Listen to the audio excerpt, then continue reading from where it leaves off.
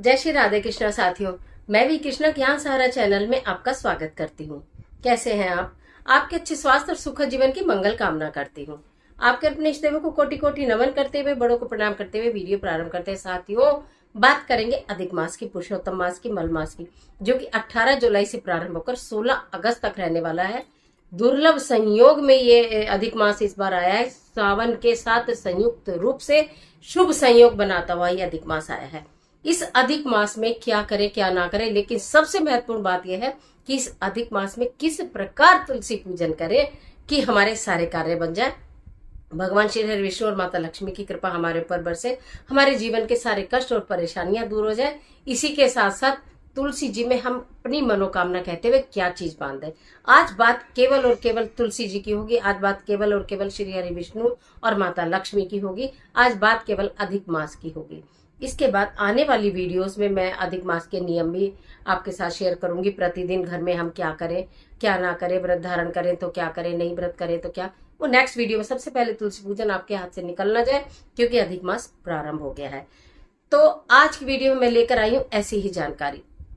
झटपट वीडियो प्रारंभ कर लेते हैं, लेकिन उससे पहले यदि चैनल को सब्सक्राइब नहीं किया तो चैनल को सब्सक्राइब करिएगा और बेल आइकन का बटन भी दबाइएगा, जिससे आने वाली वीडियोस का नोटिफिकेशन आपको मिले सबसे पहले। और जितनी भी वीडियोस हैं ज्ञान सारा चैनल पर, आपके हजारों फायदे की वीडियोस चैनल पर मौजूद है और आप उन्हें देख सकते हैं और अपने जीवन में अनेकों कार्य ऐसे कर सकते हैं जिनसे आपको लाभ मिले। बात कर रही हूँ अधिक मास की, 18 जुलाई से 16 अगस्त तक। तो अधिक मास में भगवान श्री हरि विष्णु चिर निद्रा में चले गए हैं। चिर निद्रा में भगवान श्री हरि विष्णु रहते हैं, योग निद्रा में रहते हैं। इसलिए बहुत ये भ्रम है कि अधिक मास में कुछ भी नहीं करना चाहिए, लेकिन नहीं। अधिक मास यानी कि पुरुषोत्तम मास पूजा के लिए, पाठ के लिए, मंत्र के लिए, जाप के लिए, दान के लिए अत्यंत महत्वपूर्ण माना गया है। कहा जाता है जब भगवान श्री हरि विष्णु योग निद्रा में होते हैं और उनके निमित्त पूजा की जाती है, उनके लिए मंत्रों का उच्चारण किया जाता है, विष्णु सहस्त्र नाम का पाठ किया जाता है, तो वो कई कई गुना अधिक फलदायी होता है। एक छोटा सा एग्जांपल जैसे बताऊं कि जब क्लास में टीचर नहीं होते हैं तो वो बोलकर जाते हैं ये पाठ याद करके रखना, और जब आते हैं जिन बच्चों ने वो पाठ याद किया हुआ होता है सुना देते हैं, तो उन बच्चों को शाबाशी मिलती है। और जो बच्चे ये सोच के खेल में लग जाते हैं कि अब तो मैम गई और हमें कुछ नहीं करना, तो वो बच्चे रह जाते हैं। तो हमें वो अच्छे बच्चे बनना है जो कि भगवान की निद्रा में भगवान गए और हम उनका पूजा खूब मन से, लगन से अधिक करनी शुरू कर दें, जिससे कि हमें शुभ परिणाम प्राप्त। भगवान श्री हरि विष्णु और माता तुलसी, आप जानते हैं भगवान श्री हरि विष्णु की पूजा, उनका भोग तुलसी के बिना पूर्ण नहीं होता।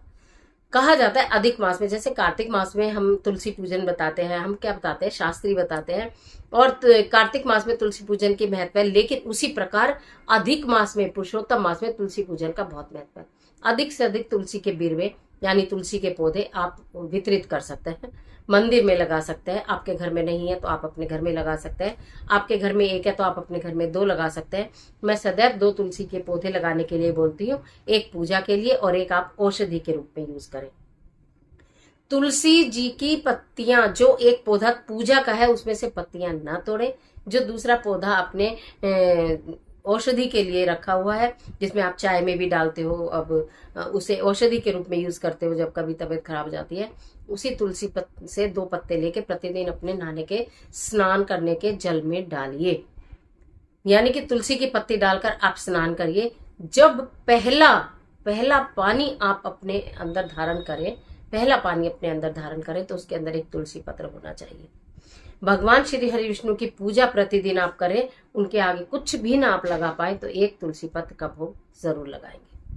अब तुलसी पूजन की बात करूं, कहा जाता है कि माता, ये रविवार एकादशी पर आप जल नहीं देंगे, आपको मालूम ही है, क्योंकि माता तुलसी, ऐसा नहीं है कि भगवान श्री हरि विष्णु योग निद्रा में है तो माता लक्ष्मी भी उसी प्रकार हैं, तो आप उनको उस दिन नहीं जल देंगे। लेकिन प्रतिदिन तुलसी पूजन आप करते ही हैं।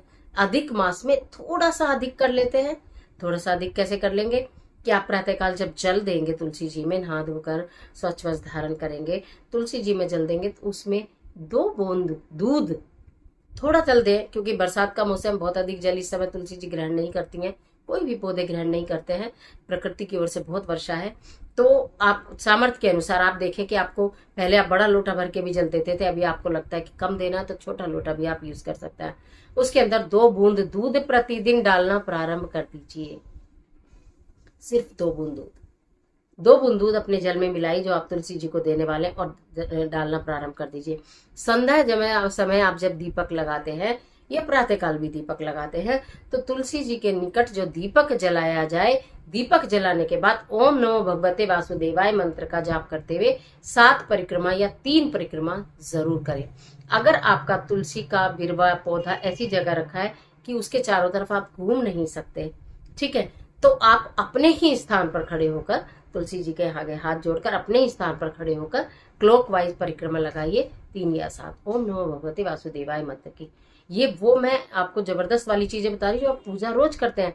थोड़ा सा परिवर्तन केवल इसमें आप करेंगे और अथाह पुण्य की प्राप्ति हो जाएगी, अथाह धन की प्राप्ति हो जाएगी। भगवान श्री हरि विष्णु और माता लक्ष्मी दोनों की संयुक्त रूप से पूजा हो जाएगी और दोनों की पूजा का परिणाम तो आप जानते हैं, मैं क्या बोलूं। तो इस तरह से आप कर लेंगे। अब ये बात आती है कि अधिक मास में अधिक चीजें पाने के लिए, अधिक सफलता पाने के लिए, अधिक धन पाने के लिए, अधिक अच्छा स्वास्थ्य पाने के लिए, अधिक सुख पाने के लिए और अधिक समृद्धि पाने के लिए आप क्या करें।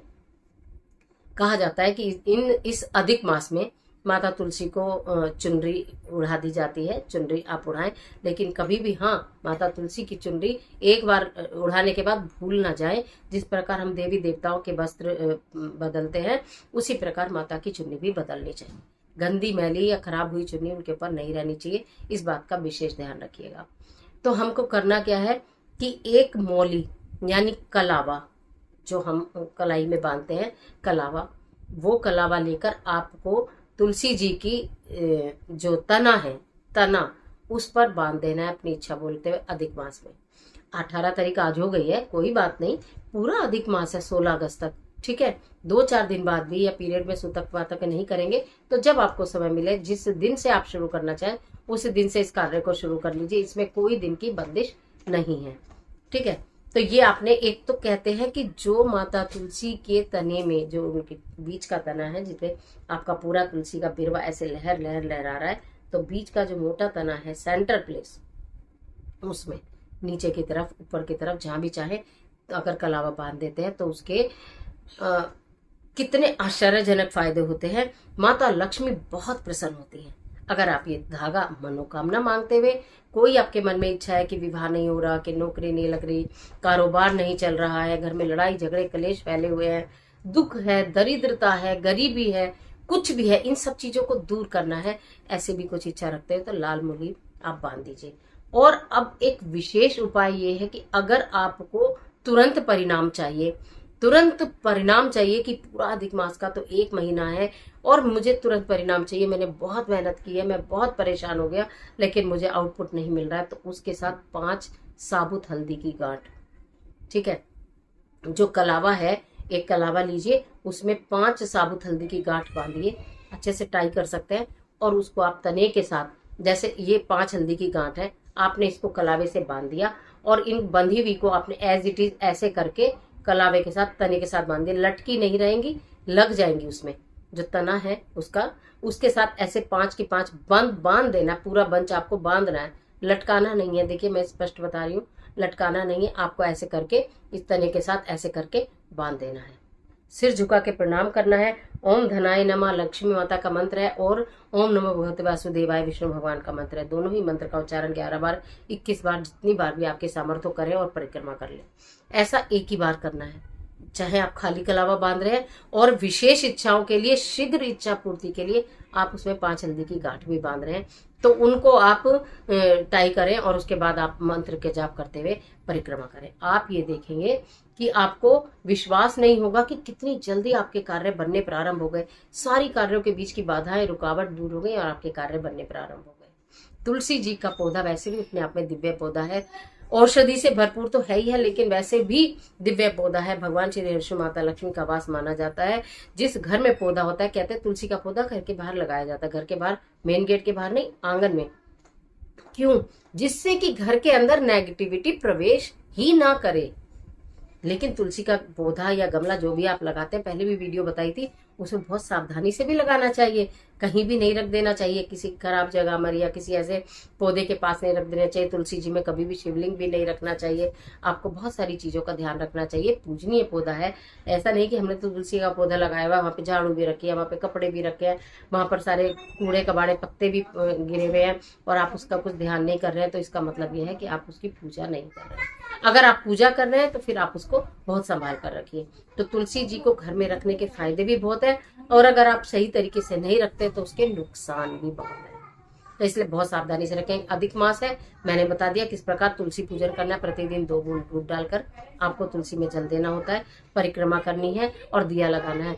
कहा जाता है कि भगवान श्री हरि विष्णु को प्रसन्न करने के लिए या तो गाय के घी का दिया लगाएं या तिल के तेल का दिया लगाएं, जो भी आपके सामर्थ्य हो, जो भी आपके पास अवेलेबल हो उसका दिया लगा दें। और परिक्रमा करनी और मंत्र का जाप करना बिल्कुल ना भूलें। केवल इतना ही ऐड ऑन करना है। पूजा के बाद जब आप जल ग्रहण करें तो उसके अंदर एक तुलसी पत्र पड़ा होना चाहिए, वो आप ग्रहण करें। नहाते वक्त आप कहेंगे अब हमने नहाने के जल में जो तुलसी पत्र डाले थे उनका क्या करना है। नहाने के बाद जब आपने स्नान कर लिया और उस जल में जो 2 तुलसी के पत्र आपने प्रतिदिन अपने भी डाले, पर अगर आपके पास ज्यादा तुलसी है, परिवार के सब लोगों के, या फिर 1 मग्गा पानी लीजिए, उसके अंदर आप कितने मेंबर हैं घर के काउंट करके 1-1 तुलसी पत्र के हिसाब से उसमें डाल के छोड़ दीजिए। फिर उसमें से वो पानी सबके नहाने के पानी में थोड़ा थोड़ा डाल दीजिए। जो तुलसी पत्र बचेंगे उन्हें किसी पेड़ के नीचे रख दीजिए। क्लियर है? तो आशा करती हूँ आपको समझ में आ गई होगी तुलसी पत्र का सेवन कैसे करना है, तुलसी पत्र से स्नान कैसे करना है, तुलसी जी की पूजा कैसे करनी है, तुलसी जी में मनोकामना पूर्ति के लिए क्या बांधना है, तुलसी जी में शीघ्र अपने सारे कार्य बनवाने के लिए, अपने आउटपुट जल्दी से जल्दी मिले, बहुत थक गए हैं, परेशान हो गए हैं, तो उसके लिए हम क्या बांधे, समस्त जानकारी दी। अधिक मास पूरे 1 महीने चलने वाला है। किसी भी दिन इस कार्य को कर लेना, पूरे महीने में किसी भी दिन कर लेना, संभवतः जितनी जल्दी हो सके उतनी जल्दी कर लेना।